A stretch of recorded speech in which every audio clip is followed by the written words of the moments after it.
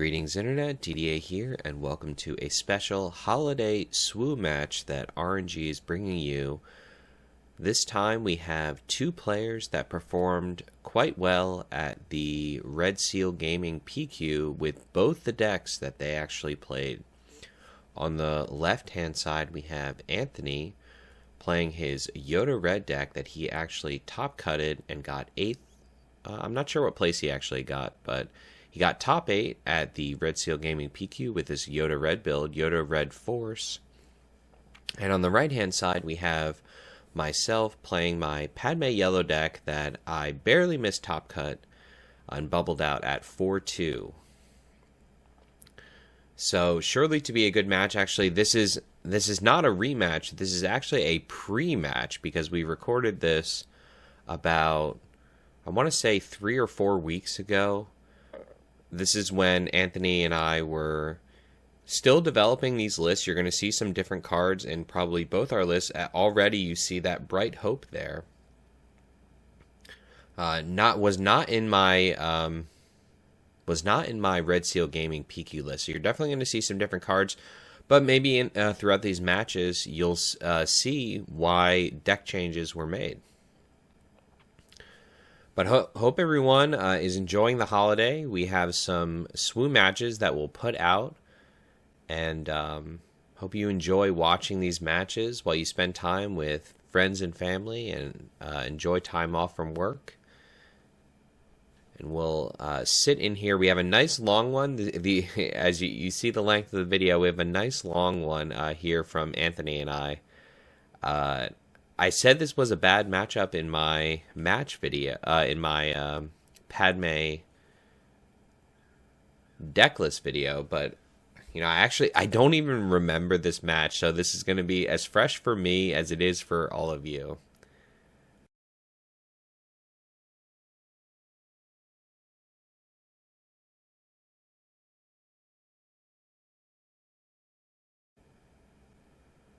Yep, so setting in here after mulligans, looks like Anthony has a Rex and an X squadron, a Red Squadron X-Wing in his hand, a Secretive Sage open, and a Ki-Adi-Mundi. I have a Mina Bonteri, as well as a Bright Hope. Wonder why I'm keeping that Bright Hope in my hand.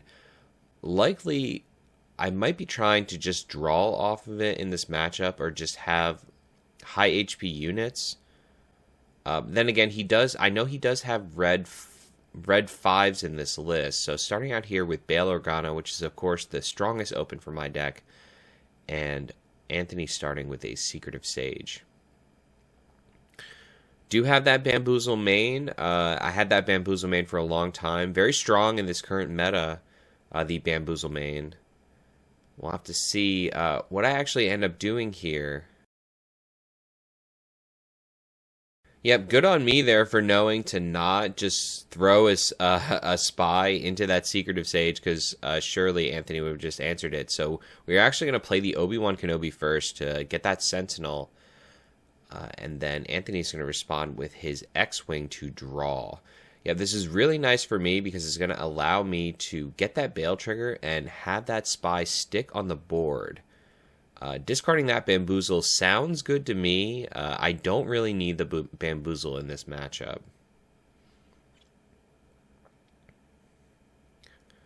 So already with Coordinate Online, seeing the power of Bail Organa in this deck, Anthony is going to be able to answer that spy if he wants to, now having initiative, but he did lose out on 2 damage and the Force.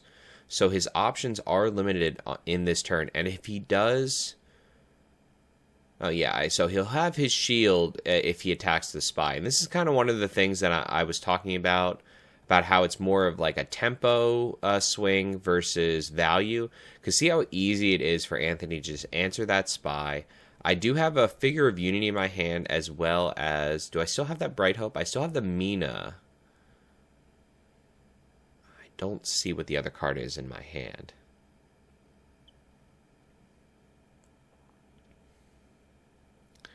So this is the 4 turn. I can likely definitely use Bail. We are actually going to Figure of Unity here. This is a strange play. Risky play for sure. It looks like, yeah, it looks like I don't really have a good curve out. I have a Plo Koon and a Mina. So I could, I honestly, I don't agree with this play. It's very, very risky. Against blue decks, I would probably have actually preferred to play the Mina, pitch the figure to bail, and then Padme power. That probably would be a better play, I think. But this Figure of Unity is going to help me push in extra damage this turn. It doesn't look like he has an answer, so Obi-Wan is going to come in for 4 damage instead of 3.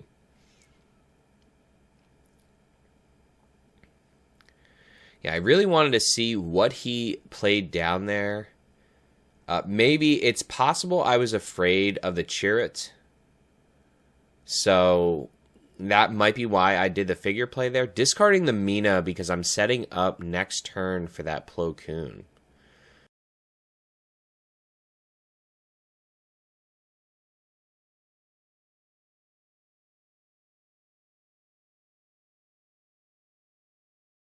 So Plo Koon with Figure of Unity is going to be really nice next turn.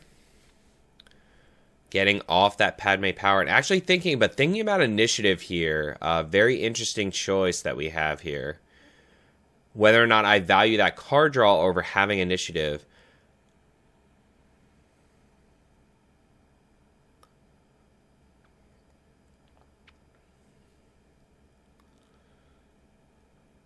So I'm actually going to claim initiative here. That makes sense to me, actually.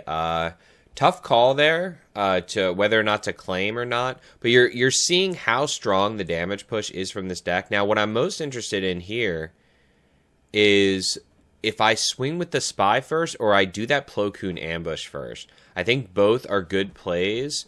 I almost want to swing with the Spy first because I have plenty of units and he likely isn't going to answer 2 units.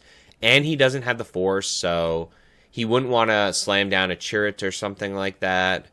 I almost think I should just swing with that Spy, get the 3 damage in, and then do the Plo Koon ambush. But I'm going to slam down the Plo Koon first. Yeah. I think sequencing for me here is a little off. My sequencing is just a little off. I'm sure Anthony's making mistakes that I'm not noting either. But showing the power of the Plo Koon ambush is just crazy. Oh, and I get the Sentinel. Okay, that's why I do that. Okay, that's actually really, really strong, actually. Wow. Showing the power of Obi-Wan Kenobi there. Getting the Sentinel is really strong. Pushing in incredible damage here. But I think, yeah, this is the You're My Only Hope Luke. Yep, he did have a Luke in hand. He set up the You're My Only Hope Luke. And he's going to get that Bail Organa really strong there. I do still have a Sentinel, so I am preventing that Secretive Sage from taking out the Plo Koon. Showing the power. Oh, yep, he tried to take out the Plo Koon with the Secretive Sage, forgetting that the Obi-Wan Kenobi has the Sentinel. He's already up to 19, which is just crazy. Plo Koon is scary, and with Padme attack, he's going to be at 21, and Plo Koon is just one quick shot away from ending this game. So we are going to have to see how this game actually ends up closing out, but you can see the powerful damage push that the Padme deck does. And this is honestly how you want the game to go, though, because like I mentioned in the video, you really need to pressure them early.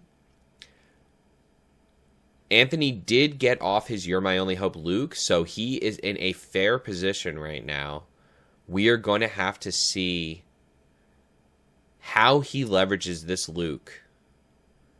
He may end up doing the Secretive Sage play immediately into the Plo Koon just to answer that 6 damage. That sounds good to me.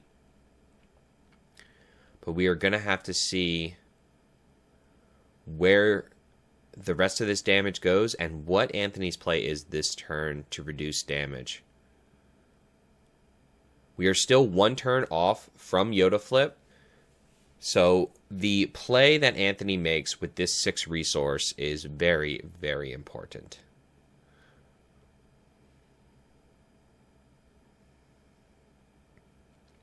Anthony just mulling it over. I think he has to kill Plo Koon here. I think he's just deciding if he wants to go for the secretive and risk me having some kind of crazy burst damage. I don't think there's anything that I can pump with 4.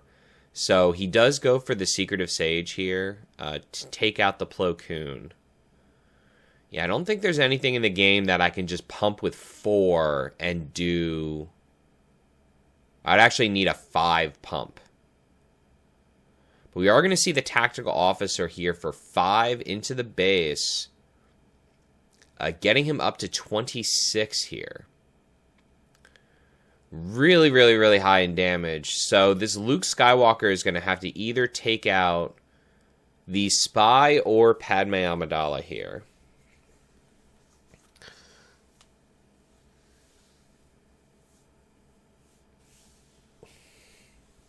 Yeah, just an incredible push here from the Padme deck. This is what you want to see. We are going to see the Chirrut. That is a great pick there from Anthony. He definitely needed that Sentinel. Otherwise, this game was likely over. He would have had to send the Luke into a spy, which feels really, really bad. Padme almost gets him back to 26, so he would actually be at 25, but we're going to see the Typho here, which is unfortunate. I think, you know, it's good for me to get 4 damage on Luke, but it is unfortunate that I'm not going to be able to keep that 4 damage. I almost wonder if I should have just sent Padme into Chirrut there. But it really feels bad to send 2 damage into Chirrut because then he just doesn't take any damage. So just kind of unfortunate sequencing there. I could have just played Jar Jar. I have the Jar Jar in my hand. It might have been actually better for me to play Jar Jar there. Because he's not going to answer Jar Jar. And then I can actually push a little damage into the Chirrut. But it's unfortunate here. Like, I feel like I have to pass here because I know he's going to swing with Luke to get the healing. There's no way he's not going to. He has so many actions here, though. No, I think this is wrong. I think just sending this in free of charge here is not right to me. Because he's just going to get the force back here. It does give me initiative, which is useful. But getting that Typho for pretty much free with the Luke Skywalker, getting that 3 healing, going up to 23. So only 5 HP left. We are going to have to see if I can close out this game and deal 5 damage and chew through that Chirrut there. Next turn is the Yoda flip turn, so I don't know how this is actually going to end up. My hand is not looking great. It did not look... You know, I think it all goes back to that risky play that I did with the figure of Unity. I think if I went a little wider instead of doing the figure, it would have been better for me. But the Plo Koon ambush is really nice with Overwhelm. It did get me an extra 3 damage to the base. So that's worthy to note there, but I would have an extra spy at this point in the game, which could have been helpful.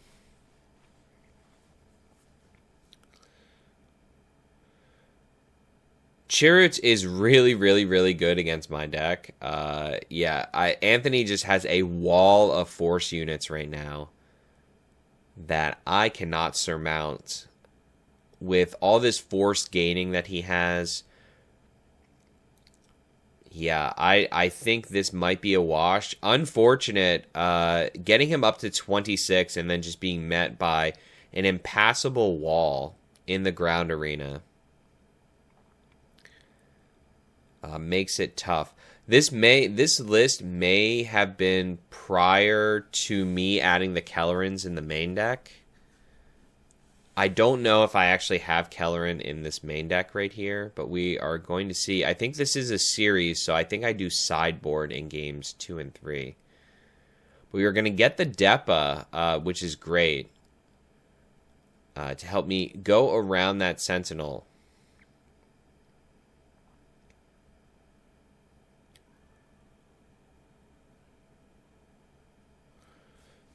So I can kill Luke Skywalker with the Depa and survive. And Anthony knows that, so he is definitely going to want to swing with Luke here. So I don't get it.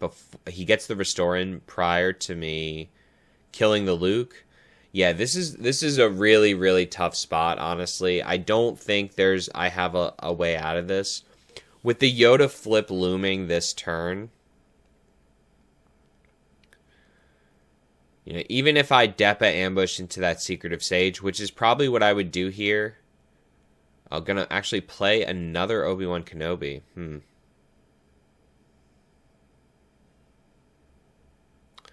Yeah, I can understand that because I know he's gonna flip Yoda here. So if I play the Depa, he just kills the Depa for free.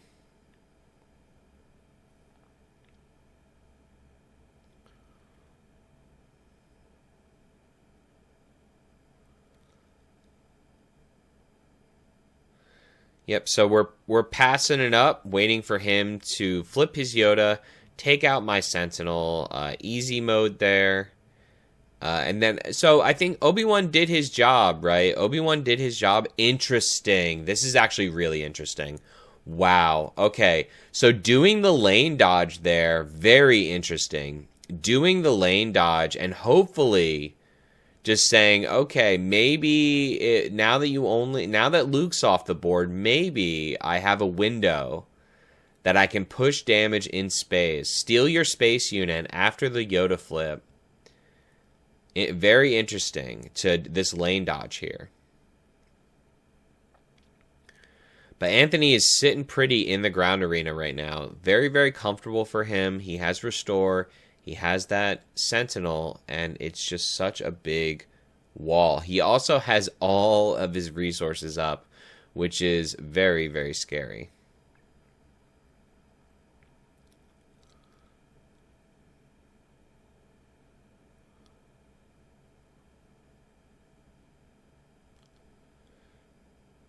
Wow, Anthony playing a ton of control here. Almost unnecessary, the level of control he's playing right here, in my opinion.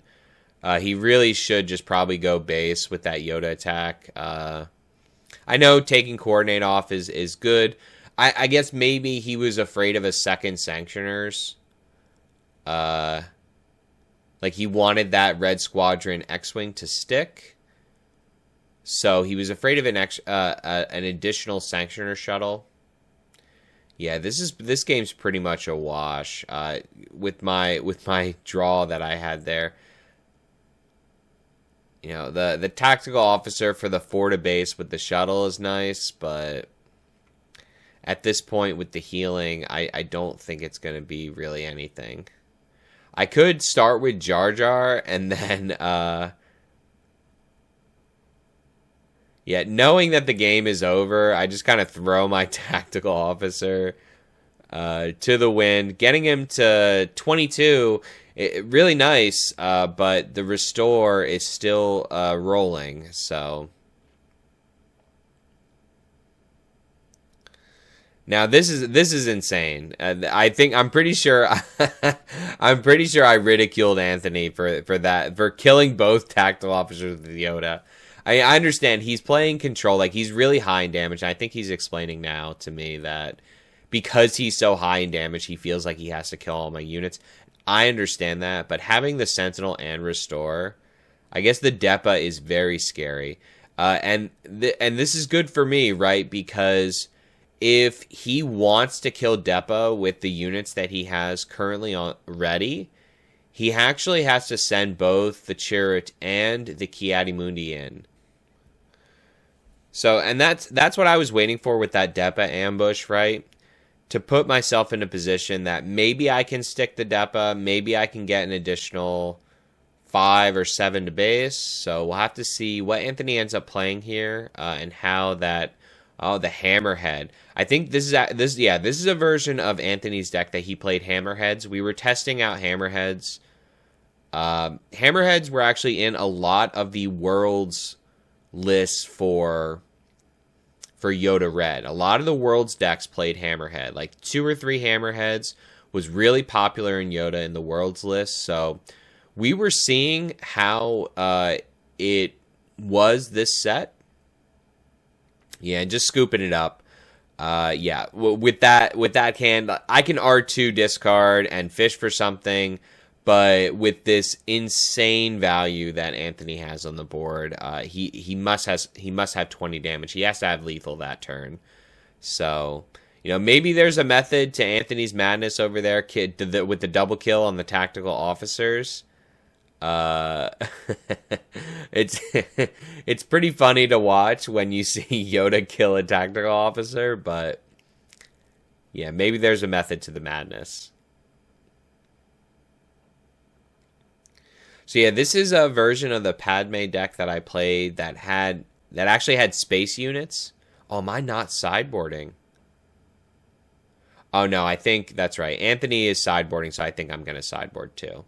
Yeah, when you're playing casual games with friends, because this was just Anthony and I think this is a game that we got in prior to the local night that we had. Ooh, okay, so this is actually the version of the deck that I played Qui-Gon Jinn in. This is going to be fun. The Qui-Gon Jinn is very interesting in the blue matchup, actually.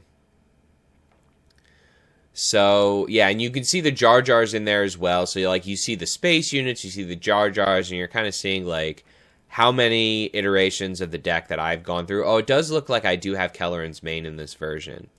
So, I've been trying out a lot of different variations of this Padme deck, trying out different Republic units. We have the top end now. The Force set gave us a lot of Republic top end to choose from. You have the Depas, the Qui-Gons, the Kellerans. There's a lot of good Republic units to choose from. And actually, someone commented on my video and mentioned about playing Force Padme. Absolutely, I've played many different kinds of Force Padme.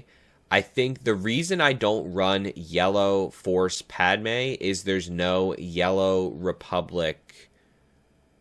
There's no yellow or green Republic 1-drop. It's like a turn 1 play. Because Gungi is a Wookiee. The Consular is just a Jedi. And then, what's the yellow one? The Youngling Padawan is just a Jedi. So there's no Republic early game Jedis. And I talked about this. If you watch my first look Padme video, I talked about that. Which is why I recommend, if you want to build Force Padme, I would go blue Padme. I think there's a lot of play there. Actually, I think blue Padme can be really strong, because you get access to For the Republic. And For the Republic is actually a busted card.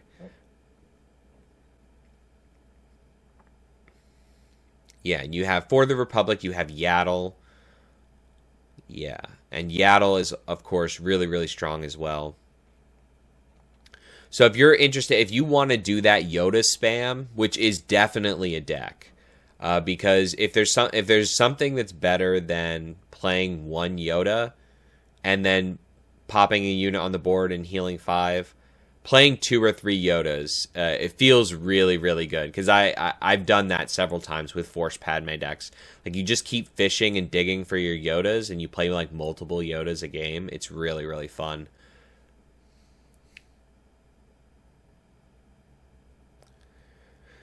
But yeah, going into this holiday casual, how appropriate is it that Anthony is not only using a Rey playmat in his Rey combo burn deck, but he also has the Red Seal Gaming there in the corner. his token for initiative. So appropriate, coming off of the success that we had at Red Seal Gaming.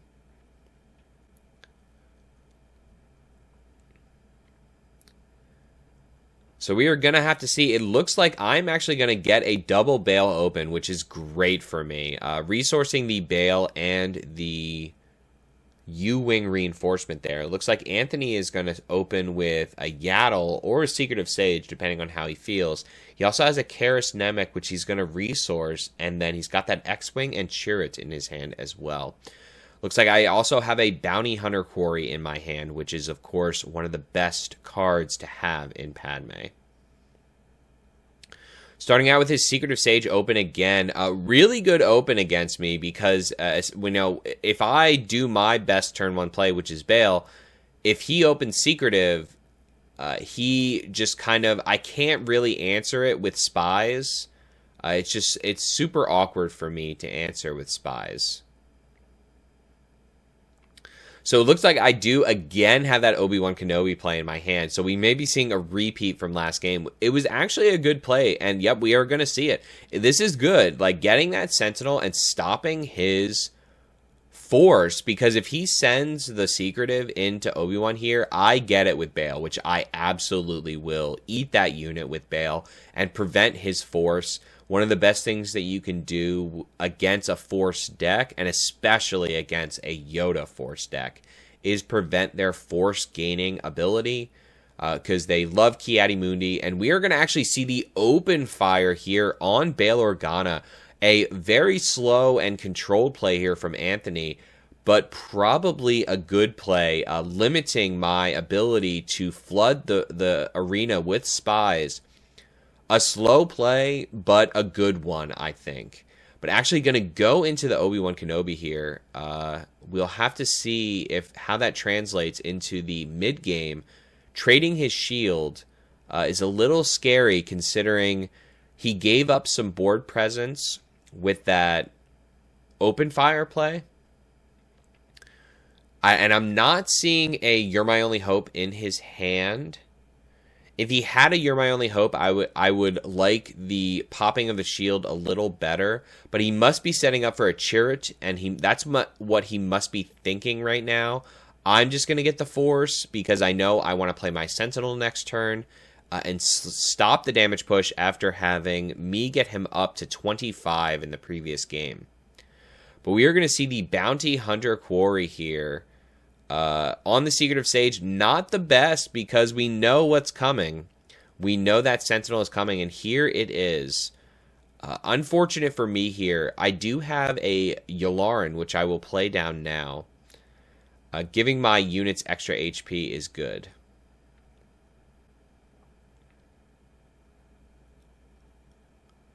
Oh, it looks like I actually forgot that 2 damage. He's going to claim... So now the question becomes, do I send my Obi-Wan into Chirrut here for potential of 1 damage? But I'm not going to. I'm afraid, and Anthony does this a lot to me, and this is based on like experience in the matchup. I'm afraid that if I put the 5 damage and like save him with Yularen, that Anthony will just remove Yularen and like 2-for-1 me then. He does that to me a lot, so I like have like PTSD about it. So I don't go for those risky like value trades with Yularen too much against Anthony. He's a Rey combo burn deck, so you never know how much damage is going to come out. Oh, the Let's Call It War. That's right. I remember this. We talked about this. He played main Let's Call It War. No, that's right. He sided it in. Yes. And he thought that he was going to be getting both units with the Let's Call It War there, but did not get both units there. Unfortunate there. And then going to see the Captain Typho come down and be a wall with 6 HP with that Yularen. The wall is strong with that Captain Typho, and that's one of the reasons, like, some of the Padme players that I talk to don't like Admiral Yularen. They, yep, some of them don't like Admiral Yularen. They tell me that it's kind of like a mid-unit. I really like it because of the Sentinels, because it gives both Obi-Wan and Captain Typho 6 HP, which makes them very, very strong Sentinels.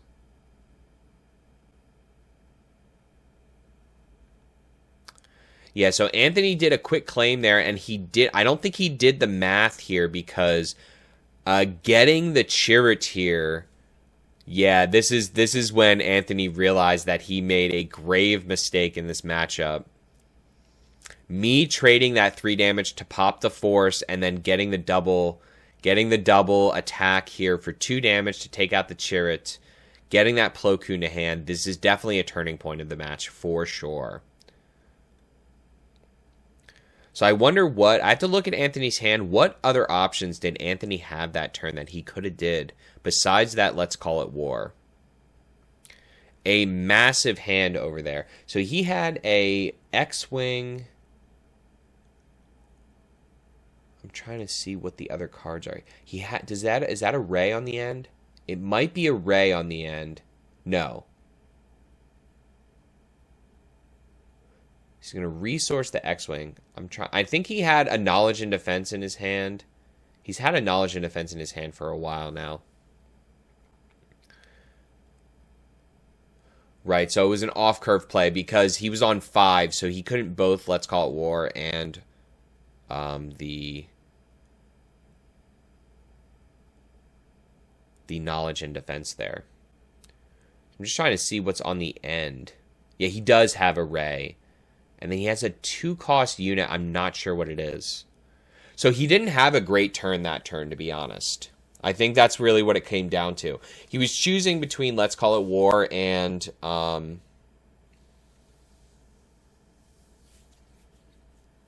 yeah, really good plays here. Because this is limiting his Force as well. Getting that Bounty Hunter Quarry off. Yeah, and just able to limit his Force, I think, is the best thing here. Actually, getting a Jar Jar pick off of the Bounty Hunter Quarry there to be able to potentially take out that Chariot in a single attack is very, very strong.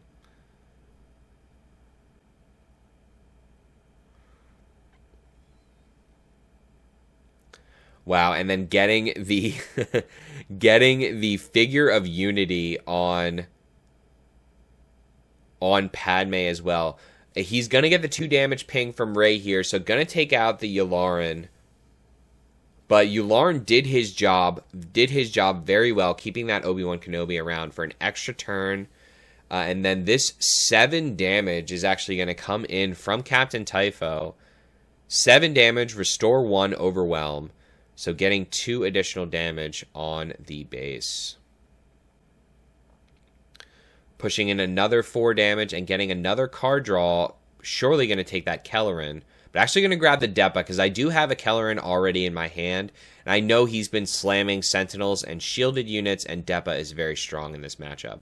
My hand is stacked for this matchup right now. I have Kelleran, Chew Sides, and a Depa. I have a lot of options. A lot of options here on my side going into this Yoda flip.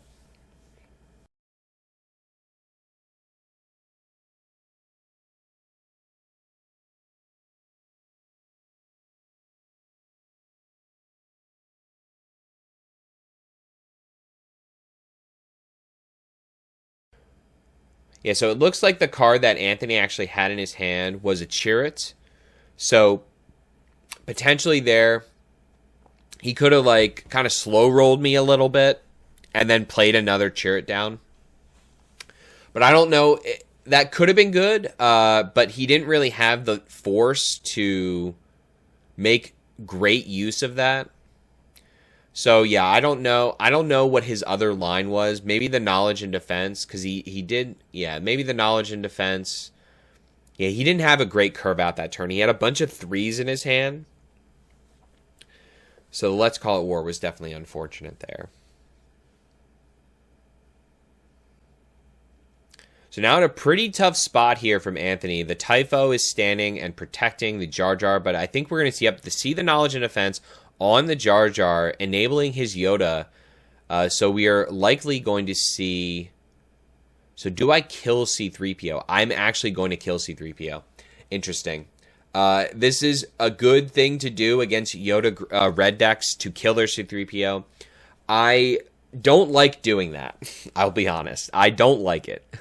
I want to do 5 to base.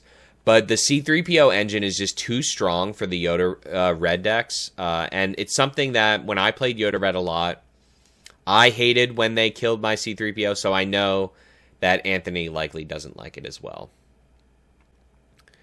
Getting the Figure of Unity value here, and then getting the Typho with the Yoda flip. But surely we are going to see a Kelleran Slam right here. Call it the Kel Slam. So if I pick a tactical officer here, this is a big power swing for me. There are a lot of options that I could throw down. Looking really strong for Padme here, sticking this Kelleran. But actually going to get the favorable delegate, setting up for a choose sides. I like this a lot.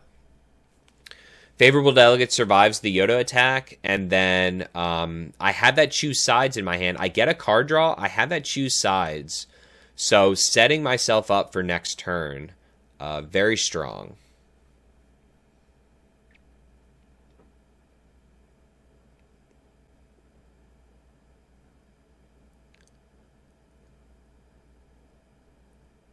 So wonder where this 4 damage is going to go. 4 to base is okay. I do have restore, so, and then another card draw. Getting Jar Jar. This is the version, I played 3 Jar Jar Binks for a long time in here. I since cut them because I decided that the value was too low on them. Because it's an aggressive card, but I found that the Padme deck was a little more grindy. And the Jar Jar was just too easy to kill. So it was bad for coordinate. So that's what I ended up dropping Jar Jar completely, actually. Because I found the deck was a little slower and Jar Jar was just really bad on the crackback. So that's why I actually dropped him out. But I do think he's not bad. Like, if you're playing an official version with, like, budget scheming and things like that, there is a world where... Oh, this is... Yeah, the 9 to base. Yeah, I also have a Depa in my hand. Which is just crazy because I will get the Itinerant Shield. So I guess I wanted to... Oh, I wanted to kill the Yoda. That's huge. The 9 damage. Insane. Yeah, I don't know.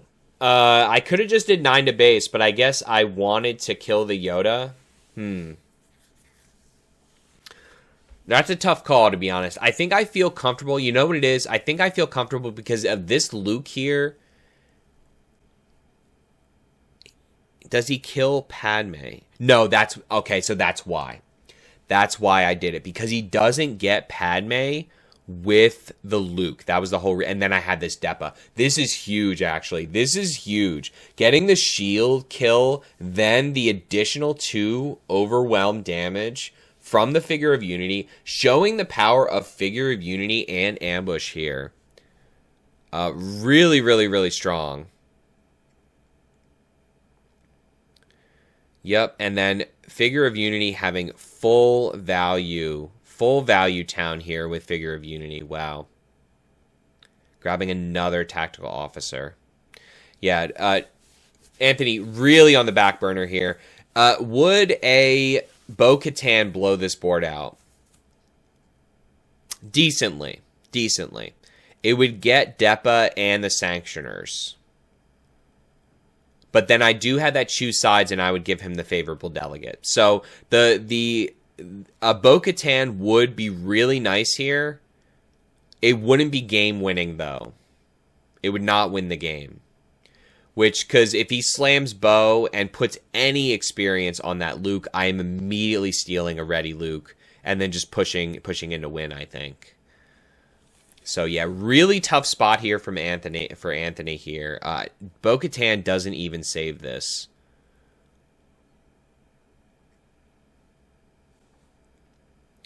So he's got a You're My Only Hope, a aggressive negotiations with a sort of a low hand, so only a +4 on that. Aggressive negotiations he would get. He also has a Rival's Fall and a Key Adimundi.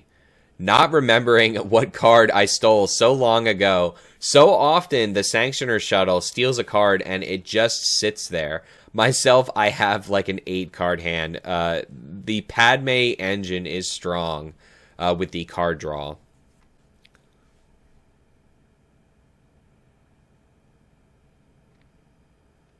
Yeah, the open fire on Depa here is decent, but I think with that open fire committal, we are going to see the choose sides here. Yep, see the choose sides and just end the game here.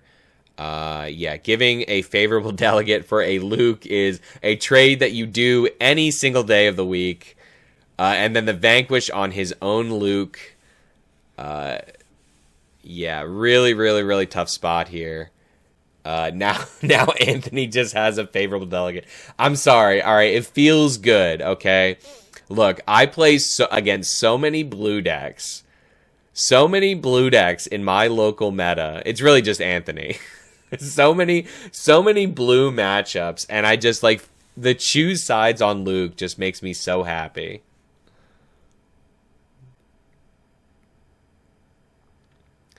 But yet pushing in the incremental value here, yeah, and getting the lethal with Padme here. Yep.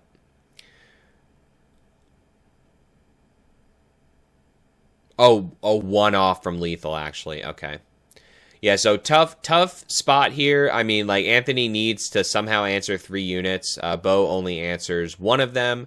So yep, packing it up and going into game 3. So I think it all goes back to that let's call it war. Like I'm not gonna sit here and be like, oh, that was a complete, domination by Padme or something like that. It really comes down to that off-curve play that Anthony had there on the 5 resource turn. He had a bunch of 3s and a 4 in his hand, so he had no good curve out in his hand.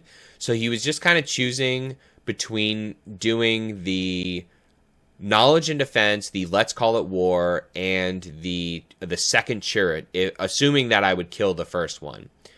So really tough call there. Yeah, the let's call it war looked better, not having considered the extra HP from Yularen. But other than that, I don't know. I actually don't know what the better call there was. Now going into game 3. The epic conclusion.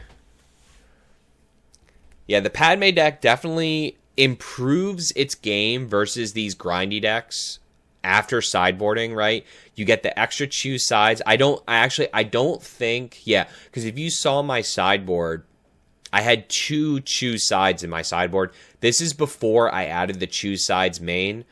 In this meta, this is prior to Yoda Green winning a bunch of PQs, right? Thank you, Wu. Shout out to Wu for cracking the meta and figuring out the tier 0 Yoda Green deck. I think in his latest video, he mentioned that he doesn't think the deck is too strong. He is also 25-0 with Yoda Green right now. So I don't know, bro. Not being too, you're a good player. I'm not like the 25-0 definitely has a lot to do with you being a good player. But 25-0, not dropping a single game in 3 PQs with some of the best players in the world in our local area here. I don't know. It sounds pretty tier 0 to me. I'm just saying. But this video is prior to us seeing the PQ results and having these runs of all of the top end control and Yoda decks. So since then, I've added like the choose sides main. I added more Kelleran's main and things like that. Like put more top end in the deck. I expected space aggro to be more prevalent than it is. And I wonder why that is. And it may just be because that green just outvalues them even in the race, like the 33 HP and the blue leaders and the eager escorts and all that stuff. It's even with an aggro deck, it's still impossible for them to push in the 33 HP. Which something that we're learning as the game and as time goes on, I think we're learning how important 3 HP is, like how an important breakpoint both 3 power and 3 HP is in this game. So Data Vault on paper, you may say, okay, well, when you get to like 8 or 9 resources, like guys are swinging for like 9. So what's 3 HP? But when you're playing against an aggro deck, the 3 HP breakpoint is so important, and I think we're seeing that over time, how important that number is for the game. So the power of Data Vault is very, very strong. So honestly, if I was FFG, looking at the metagame the way that it is, I think I actually would hit Data Vault, because some people have talked about like a Yoda ban. It's really green. It's not Yoda. Yoda is fine. Yoda is not a broken leader. He's incredibly slow. His power gives no value. It's just like consistency, basically, like hand consistency. So like you're spending the first 6 turns not having any value on your leader. It's really slow. His value is really in that he makes Data Vault more consistent. So, and resupply is not, and that's another thing that actually Wu talked about in his video, about how many of the green decks are not running resupply, which is about half of them, because the Anakin decks aren't running it, the Han 2 ECL decks aren't running it. So, resupply is not really a hit either. I think the hit has to be Data Vault. I don't think that Yoda is a problem. And I think maybe the 3 HP would give aggro just a little bit more edge in the metagame. But starting out here in this game 3, we have Yaddle and Mina, the 2/2/4s, staring each other in the face in the ground arena. Let's see how this game 3 ends up. We got Holiday SWU. We got Holiday Grindy SWU.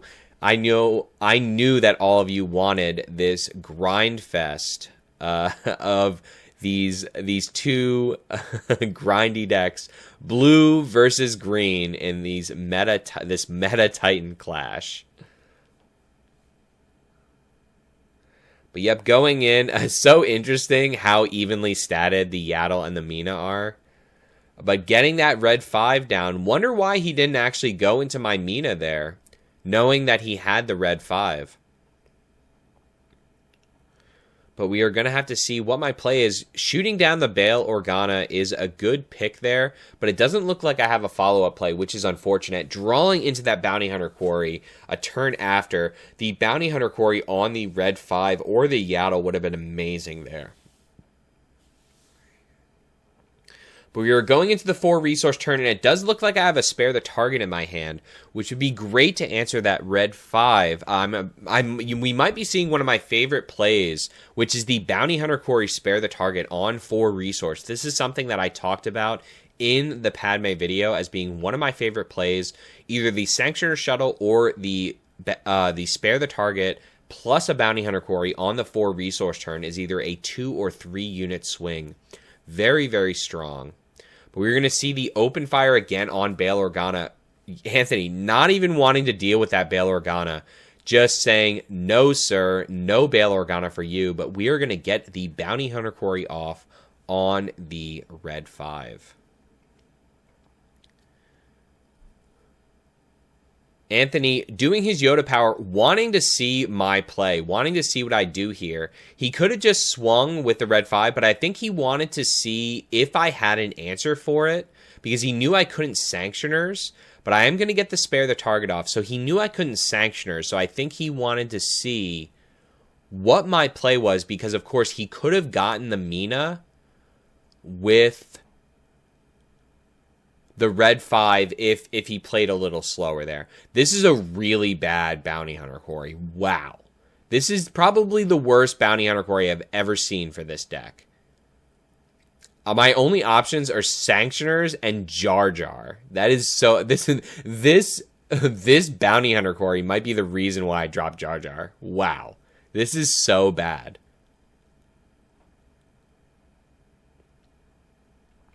Literally any other 3-drop in the deck or any other 2-drop in the deck would have been much better there. But this Jar Jar Binks is just going to get taken out by Yaddle, and then Mina gets the Yaddle, which is good for me because one of the things that, with Yoda being so prominent in the meta, it's very important to know how to play against Yoda. We're going into the 5-resource turn, and me having cleared his board is so important because this is the You're My Only Hope Luke turn, and he has no unit, so that means that if he wants to remove a unit and set up a You're My Only Hope, he has to play an event.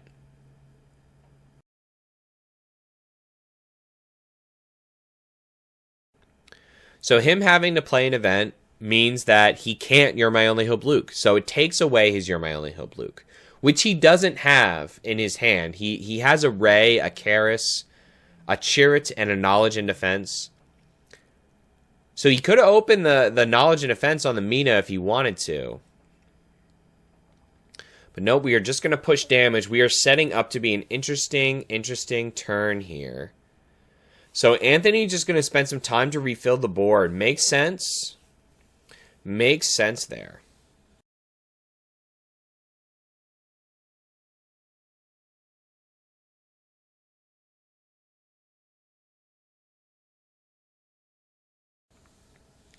Yeah, not a really good hand. I do have the Plo Koon, but I think I don't really want to. He's gonna claim. What do I do here? Do I take out the Karis? No, I'm not gonna. You see, I actually think I should have taken out the Karis there. He claimed, and I Plo Koon into Karis and then killed the spy with Padme. I think that's better because again. Oh no, because he would get the removal either way with the red 5. So that's why I did that. Okay. Yeah, because, like I said, you really want to think about when they're triggering their Yoda power, but knowing that he gets the Mina with the red 5 either way, the base push there is better, actually, I think.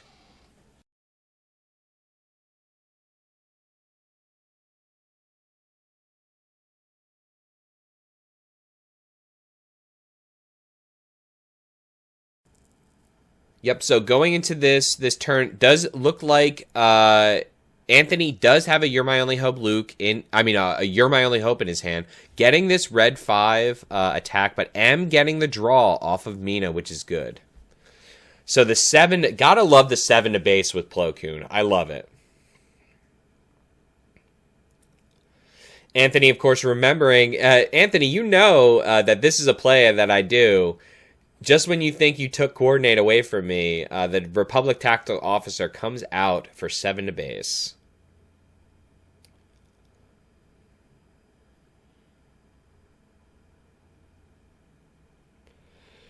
So surely going to set up a You're My Only Hope this turn, I think. I wonder what it's going to be. He did put it on top, so I can't really see his hand too well. But the You're My Only Hope is definitely coming. I have a Bounty Hunter Quarry in my hand, so I could Bounty Hunter Quarry that Karis, which is a play I would consider. But I also have that Typho. This is a turn prior to the Yoda flip, and lucky for me in the Yoda Red matchup,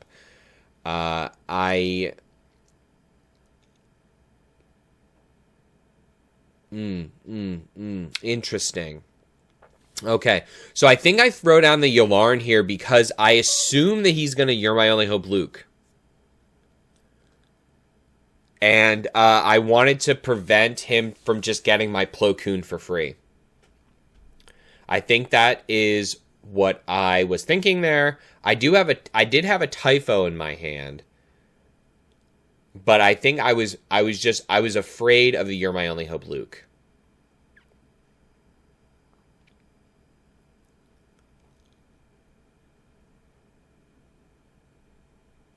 So yeah, and you can see, like, I know a lot of Padme players, they don't like Yularen, but you see how I'm using Yularen? I'm not just throwing down Yularen, right? I'm playing Yularen when the 1 HP matters. Like, and this is an instance of that 1 HP matter. Because look, Anthony's now thinking because he had a plan. Now the 1 HP is disrupting that plan. That's how you want to use Yularen. That's why he's been staying in my list. It's like the interaction with Typho, like making Typho a 4/6 is very, very strong. And then additionally, like with plays like this, like the disruption with the extra HP. So he's gonna knowledge and defense here. He's actually gonna choose Padme. And then, he set up a Rey. I see. So the 4 damage still getting. And here you go. And this is a great example because he would have been able to get Padme with Karis here for 7 total damage, right? The -2, the 2 from Rey, and then the 3 from Karis. But now he doesn't have that option. Now he has to change his plan. And with this Bounty Hunter Quarry on the Karis Nemec, now he has an even harder choice. Does he go base with Karis? Or does he continue with his plan to try to take out Padme?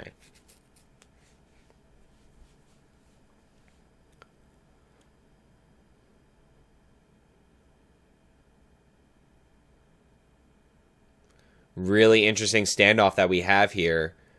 Karis, wonder where it's going to go is the real question. And the other thing to note is that Karis will not die if he goes into Padme. I think Anthony actually wanted Karis to die because then he would get the spy and then could finish off Padme. But unfortunately, he's not. None of that's going to happen. We are going to see this X-Wing for a card draw.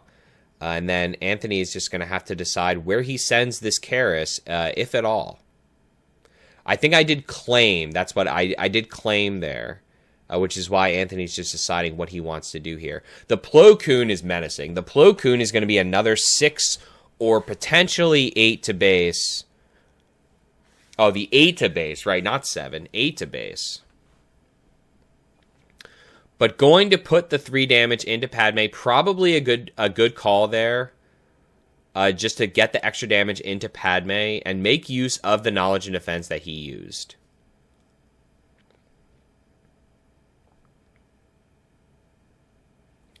Yep, because of course the Red 5 and just seeing the power of Yularen, honestly. The Red 5 does not get the Padme here because of Yularen. Very, very strong. I think that's why I pointed at Red 5, because I wanted to remind Anthony that Red 5 does not get Padme. Just be, friendly game and, teammates, so always want to tighten up each other's play. You know what it was? Oh, that's right. We talked about this after, because Anthony complains to me that the Republic Tactical Officer and Admiral Yularen look like the same card. That's what it is. So getting this Plo Koon 6 damage here into base, just taking the 6 and not worrying about it. No fuss, no muss. Take that 6 and not worrying about it.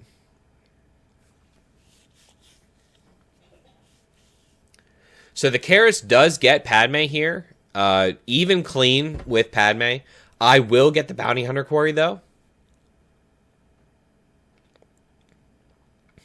But actually going to see the blind flip here, hoping to get Yularen. Does get Yularen. Either Yularen or Plo Koon. Unfortunate choice here because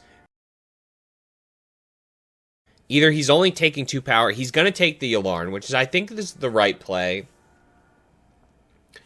The Yularen is making his math very difficult right now, and it's also taking 2 damage away from me. Thinking about the Typho, thinking about going for the Typho Anakin play to close out the game, I also have that U-Wing, which could be good or could be bad. Like, we don't know what's in my top 10, right? And I just got burned from that Bounty Hunter Quarry previously. But thinking about the Typho,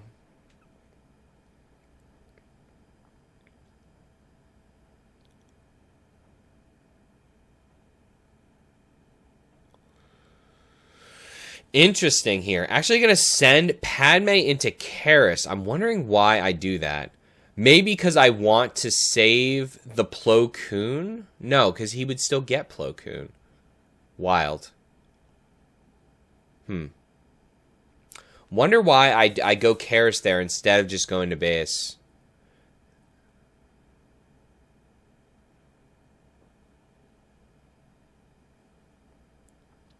So a much more reasonable, much more expected Bounty Hunter Quarry from this deck, where I have multiple options. It looks like I have a R2, a Obi-Wan. Obi-Wan might be the pick here, just to save, Obi-Wan, just to save the Plo Koon.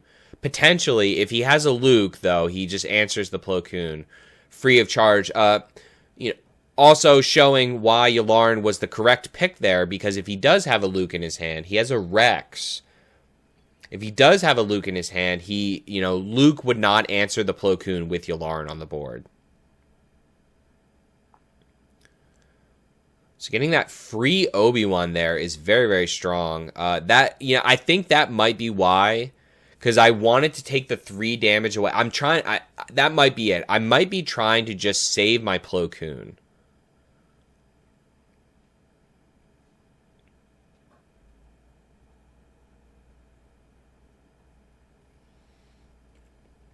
Getting in this 3 damage here is just kind of a standard play, I feel. This is interesting, actually, because I think that Sanctioner shuttle is looking really juicy right now in the Space Arena.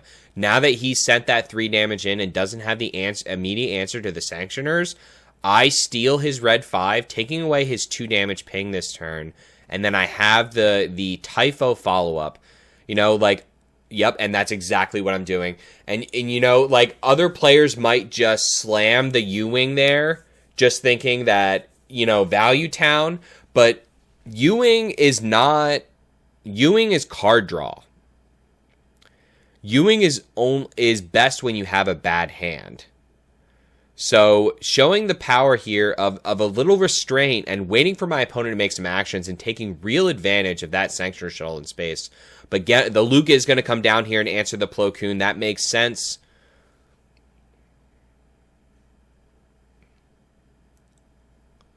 And then we are going to get the Typho down here as well.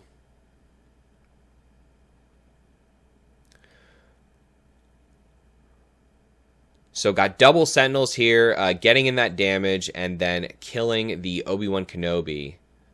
I do still have Coordinate, and then I'm going to get Initiative as well.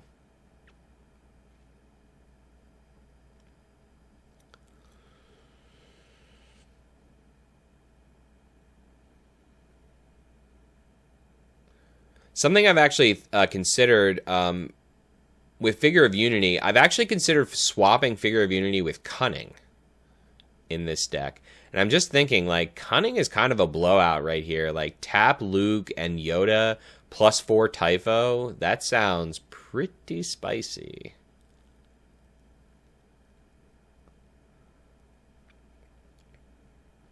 So getting that 4 damage in with Yoda with Typho prior to the Luke attack, but going to see this Rex here come down. I think Anthony might be turning this game with this Sentinel play here. Really, really tough spot that I'm in. Giving Sentinel to the Republic Tactical Officer. If I had to choose sides in my hand, I'd be in a lot better of a spot. But not seeing it. So we're going to likely slam the U-Wing here because my hand is not great otherwise. Yep, slam the U-Wing. Hopefully get a Keller in here. And then kind of force a claim almost for him to do Rex into Kellerin. Oh, but I have... Whoa, the Obi-Wan Kenobi is huge. No, the Qui-Gon Jinn is huge here. Kill the Rex and bounce the Luke. Wow. Huge board swing there. Huge board swing. So, not the best, not perfect, but respectable. And I still have Typho. So, actually, Republic Tactical Officer Typho wins the game. So, yeah, he has to claim for sure because Republic Tactical Officer Typho wins the game. Now this is also prior to me adding Hotshot Blaster to my deck, so that's another note there as well.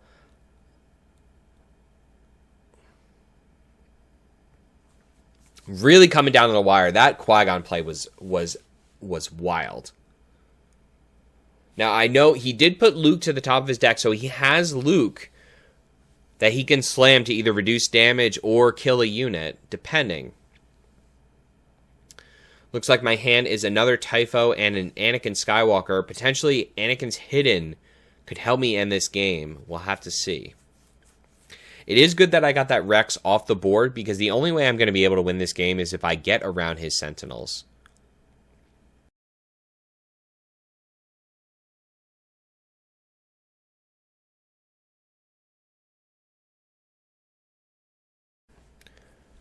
Unfortunately, seeing another Sentinel play there, that might... Oh, I do have a Kelleran in my hand, actually. We are going to have to see what this Kelleran can fish out. Potentially, I should have just slammed the Kelleran there and just tried to get in extra damage with the Republic Tactical Officer. But maybe I might be going for value here.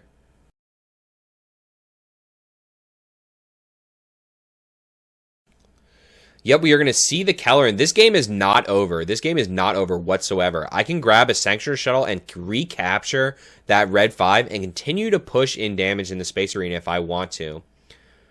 I do have 2 resources open. A Plo Koon would actually be fire right now and allow me to push through that Chirrut.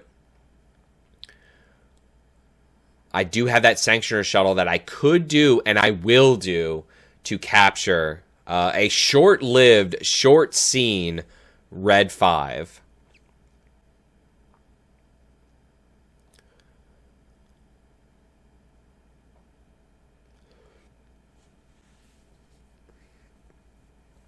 Going to fish for cards here because we are out of cards. We are now refilling and value playing all day.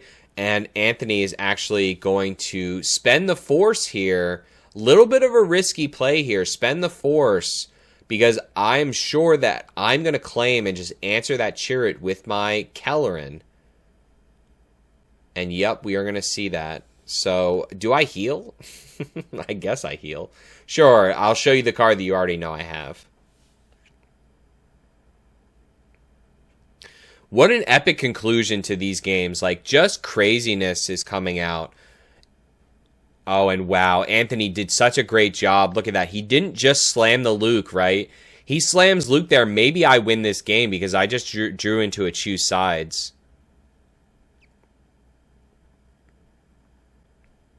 Win this game on the spot there with that potential. I have 10 resources. This is another advantage of the Padme deck. The number of resources that you have because of the card draw.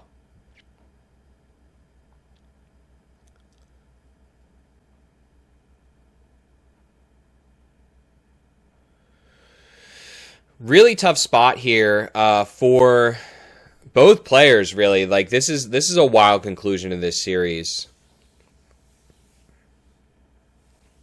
Kelleran taking out the Chirrut. Looks like Anthony has 10 resources as well. We're both on 10 resource. Does Bo-Katan blow this board out? Bo-Katan kind of blows this board out, not going to lie. Yeah, Bo-Katan would be wild here. But nope, going to trade Going to trade his Yoda leader in there to take out the Typho there.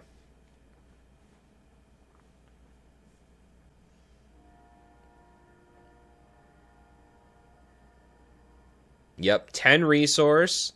So I do have that hidden Anakin, but he does have Luke, which can answer the Anakin.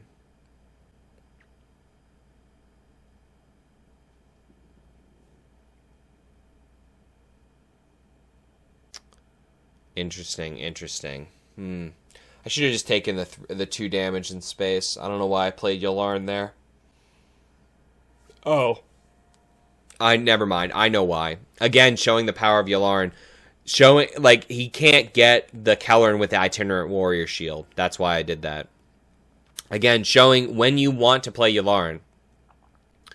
So he likely slams Luke here and kills Yularen, and then gets the Kelleran with the Luke that he has in his hand. But getting the Ray Trigger off of Owen here is pretty sick, because it does allow him to answer the Kelleran free of charge, although I think he could have just did the Luke play anyway. But I think he's holding back because he knows that I play choose sides, so we are at a very volatile moment in this match.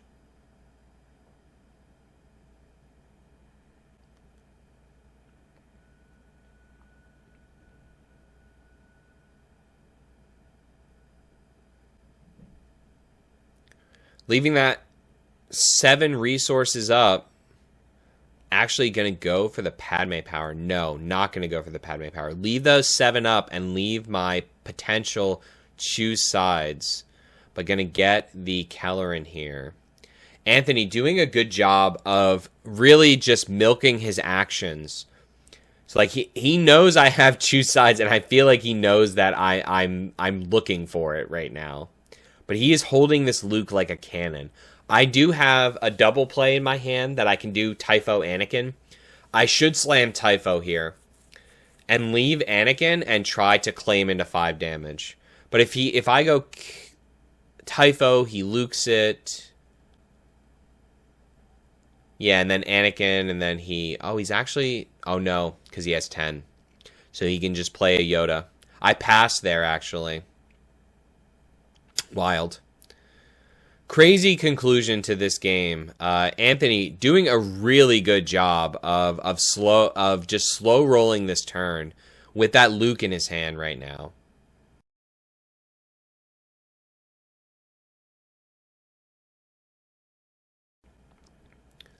I want to play my cards, but I know that the Luke is going to come down and just answer whatever I play. This is unfortunate because I don't think there's no good choice here. There's actually no good choice. I play Anakin, he eats it. I play Typho, he eats it. There's really no good choice.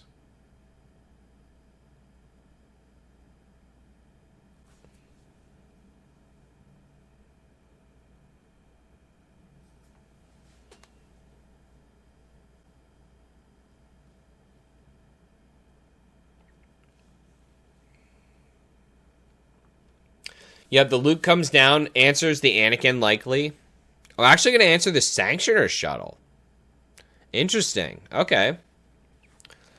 Yeah, answer the Sanctioner shuttle. Here comes the Typho. So, yeah, very interesting, because I was actually thinking that if he answers the Anakin, maybe I snap claim there and then open choose sides, giving him the shuttle and taking his ready Luke. That's potential there. But he is going to have initiative and surely just send Luke into Captain Typho. Not looking good because I can't get off that choose sides before the Luke attack. So just really unfortunate for me.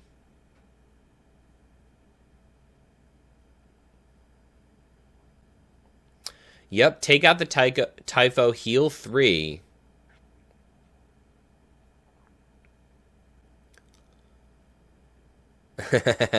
I remember I told him that I wasn't going to reveal, I wasn't going to disclose, and he was like, dude, I know you have choose sides in your hand. I remember that.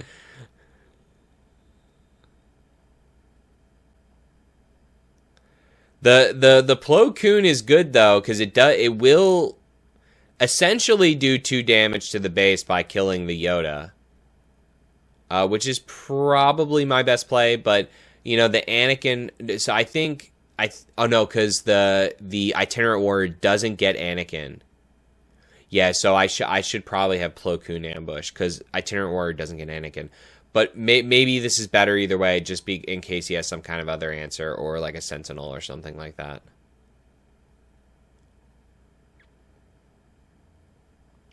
No, but he's gonna swing. He's gonna swing with Yoda first here. So it probably was better for me to Plo Koon. Interesting. This will be a disruption play, though, the Plo Koon and taking out the Itinerant Warrior. So he can't get Yularen, which is nice. This game is not over, and he can't get Yularen with the 2 damage from Red 5 either. We are in such late game right now. This is crazy. He does have another Luke in his hand. He has a You're My Only Hope Luke in his hand. Crazy. I should have just taken 2 to base. Why am I doing Padme power right now? This is crazy. Why?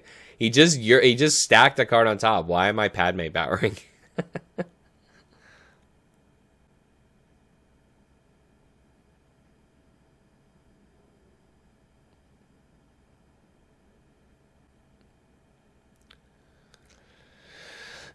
Yep, so the damage push is real. The You're My Only Hope Luke, I think, yeah. You're My Only Hope replacement Luke here. Crazy. This actually might be good for me. Gonna take out... Oh, wow. Really good play here by Anthony. Take out the Yularen so that the Red 5 gets Plo Koon. Really strong here.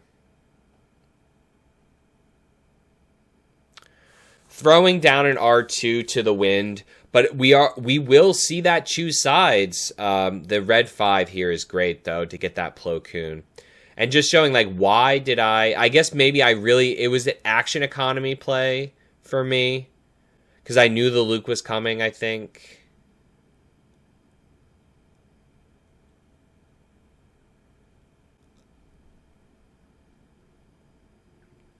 I need that choose sides. Oh, I have 2 of them. That's why. No, I don't.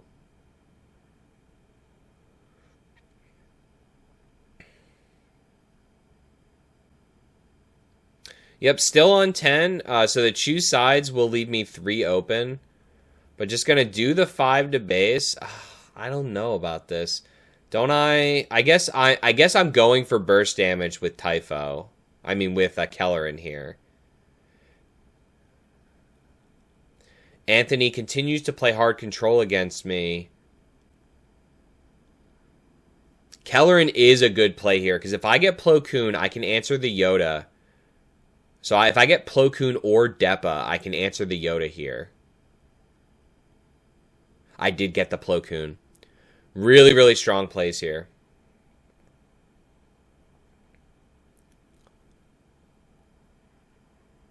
Yeah, and then he does. Not only do I get, it's like essentially 2 damage, but also he can't answer Kellerin with Rey now, because he could have answered Kellerin with Rey and Yoda attack.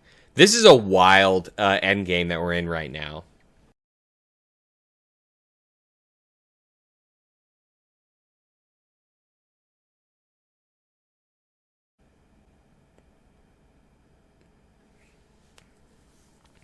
I mean, showing the staying power of this Padme deck, though, just really awesome to see how much staying power this green deck has against a blue deck is crazy. Yeah, and this is also prior to me adding Queen Amidala to the deck as well.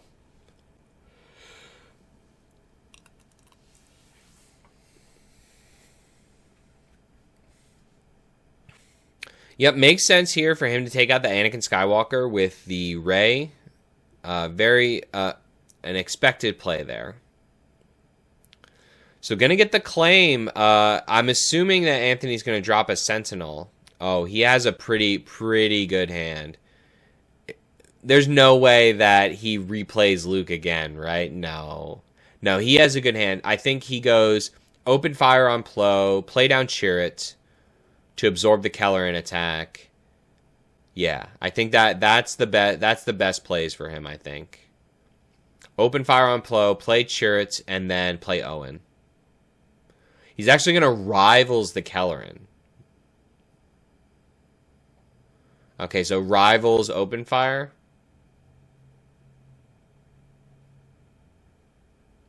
Rivals on Kellerin is good.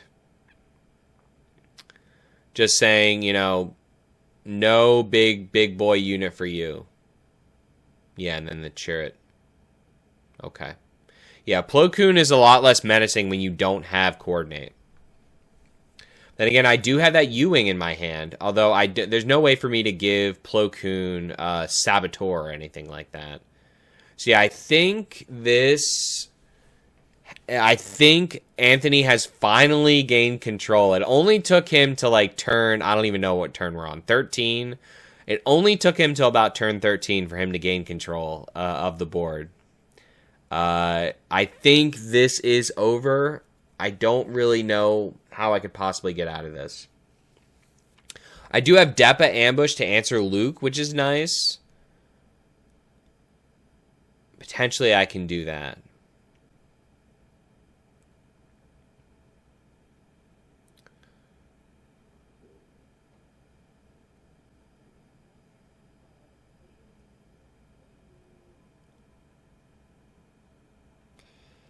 Interesting. I'm actually going to play the Jar Jar. Showing the power of Jar Jar and pre-cut from this deck. Not really the power. Just saving him from the Red 5 attack. But he can get it with Luke or Rey. Just trying to grind him out. You know, I have card draw. At the end of the day, I have card draw and he doesn't. So that's what I'm trying to do. But actually going to take the Luke attack here for 6 to base. Anthony showing that he can actually attack the base. Good job. We're going to see the Depa Ambush here to take out the Rey. Good pick there, because if he sends the Chirrut in to either the Plo or the Depa, we're actually going to get the open fire. That was actually a good setup by me, because I did have the Chirrut kill there with the Coordinate and the Jar Jar. So interesting. And then seeing the Spark of Rebellion here to get the Luke. Yeah, I mean, like, this is close, right? He's going to get... The problem is he gets the Depa. With that Red 5 is a menace. There's a reason why I kept Sanctioner shuttling it.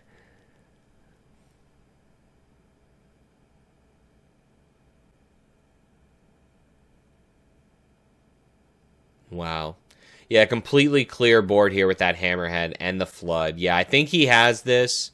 Clearing every single unit off my board. Getting me to 22. Yeah, pretty much over now. But wild games. Really great games. Great grindy games. Just really fun. Yeah, not really looking for Smuggle that doesn't exist in the deck. Or just seeing how many copies of each card I have left in the deck. But yeah, this U-Wing doesn't save it. This U-Wing doesn't get it for me. There's nothing that the U-Wing could possibly do. Maybe like Kelleran into Depa. But even then, it's, you know... that's right, I remember this. I told him I was just being fun. I was like, this is my fun play. I just throw a favorable delegate in the ground arena, setting up the choose sides. But then just getting the 6 damage, getting me to 610. Yeah, 28. Yep, definitely over. There's no way I can answer all that damage. Yep, but just having fun, you know, oh no, U-Wing. Only 8 cards left in my deck. Yeah, and GG's. So yeah, a fun holiday series here. Showing that the Padme deck has legs and does have a chance. I said that this was a bad matchup in the video. I still think it's a bad matchup, but showing that when I say that, you know, that doesn't mean I'm out of it. We had a good series here, and that game had a lot of turning points. I since added more Spark of Rebellions to the deck. I added, you know, more Kellerans, and I added, you know, less U-Wings, more Kellerans, and then I added the Queen Amidala's as well. So all of this kind of adds and makes the deck have more value and more staying power into the mid and late game. So that gives it more of a chance against a deck like this. So I hope you enjoyed this video. We have more match videos coming out. We do have those Twin Suns matches, and those are releasing soon. So stay tuned for more match videos, more Twin Suns, more Star Wars Unlimited, and as always, turn your dials to Random Number Gaming.